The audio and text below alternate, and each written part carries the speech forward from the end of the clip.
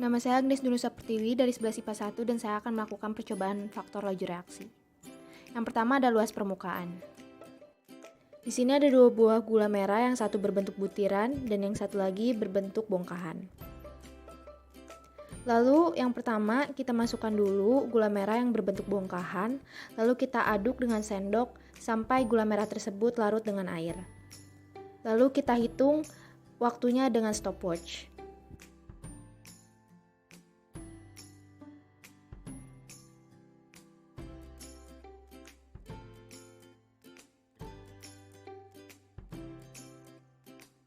Setelah 2 menit 18 detik, gula tersebut larut.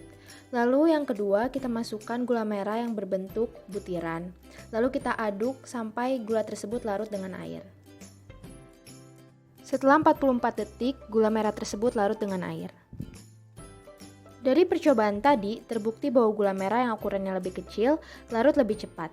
Itu menandakan bahwa salah satu faktor laju reaksi adalah luas permukaan. Semakin besar luas permukaan, semakin cepat laju reaksinya. Yang kedua ada suhu. Kita larutkan 1 sendok gula dengan air dingin. Lalu kita aduk sampai gula tersebut larut. Lalu kita hitung waktunya dengan menggunakan stopwatch.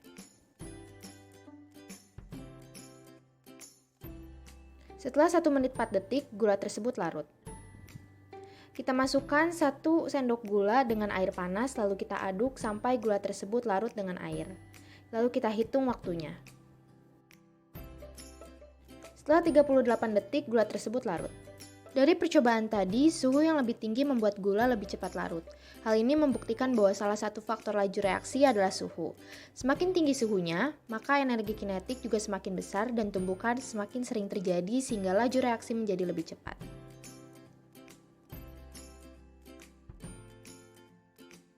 Yang ketiga ada konsentrasi.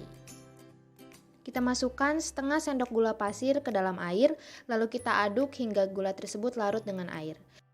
Lalu kita hitung waktunya. Setelah 27 detik, gula tersebut larut.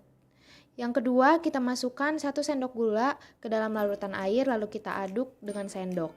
Kita hitung waktunya. Setelah 26 detik, gula tersebut larut. Dari percobaan tadi, kita dapat menyimpulkan bahwa salah satu faktor laju reaksi adalah konsentrasi. Semakin besar konsentrasinya, maka semakin pekat suatu larutan, atau jumlah partikelnya banyak. Semakin banyak juga kemungkinan terjadinya tumbukan. Yang keempat ada katalis. Kita masukkan 3 sendok cuka ke dalam mangkok yang pertama. Lalu mangkok yang kedua diisi dengan 3 sendok baiklin dan mangkok yang ketiga kita isi dengan 3 sendok cuka dan 3 sendok baiklin. Secara bersamaan kita masukkan klip ke dalam 3 mangkok tersebut. Lalu kita tunggu selama 2 menit 30 detik.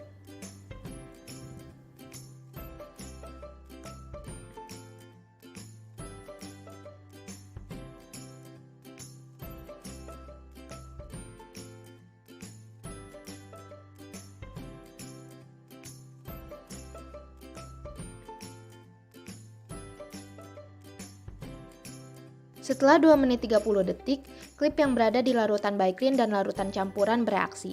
Tetapi yang berada di larutan campuran bereaksi lebih banyak.